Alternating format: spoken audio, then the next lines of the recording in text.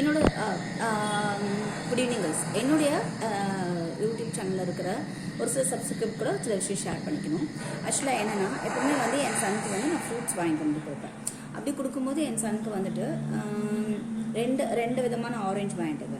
But N Sun எப்போவுமே அந்த ஒரு மாதிரி இந்த குட்டி ஆரஞ்சு சொல்லிட்டு இப்போ ரீசெண்டாக வரும் ஒரு ஹைப்ரிட் ஆரஞ்சு மாதிரி. ஸோ அதை ரொம்ப லைக் பண்ணி சாப்பிடுவாங்க.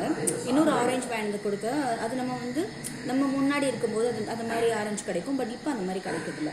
ஸோ அதை வந்து கொண்டு கொடுத்தோம் அப்படின்னா அதை வந்து ரொம்ப லைக் பண்ண மாட்டாங்க. அப்போ நான் கேட்பேன், நீ இந்த பழத்துக்கு கொடுக்குறது ஏன் அந்த பழம் சாப்பிட மாட்டேங்குமே, அந்த ஸ்வீட் கூட நல்லா தானே இருக்குது அப்படின்னு சொன்னால், இல்லை அது பார்க்குறது கொஞ்சம் அப்படியே கரடு முரடாக பிக்கும் போது ஒரு இருக்குது, இது நல்லா பாலிஷ்டாக நல்லா இருக்குது அப்படின்னு சொன்னாங்க. இப்போ நான் கெஸ் பண்ணிப்பேன், லைஃப்பில் மனுஷங்க கூட அப்படி தான், எல்லாருமே வந்து பார்க்க ஒரே மாதிரி தான் இருக்காங்க. ஆனால் பழக்கி பார்க்கும்போது தான் அவங்களோட இன்னர் ஸ்ட்ரென்த் என்ன, அவங்க இன்னரில் என்ன நினைக்கிறாங்க அவங்கள பற்றி, நல்ல பர்சனாக அப்படின்றத தெரியுது. பட் மேலோட்டமாக பார்க்க நல்லா அழகாக நல்லா நீட்டாக ட்ரெஸ் பண்ணிவிட்டு டிசிப்ளினாக பார்க்க அந்த மாதிரிலாம் இருக்காங்க. பட் பழகி பார்க்கும்போது அவங்க பிஹேவியர் மென்டாலிட்டி எல்லாமே டிஃப்ரெண்ட்டாக இருக்குது.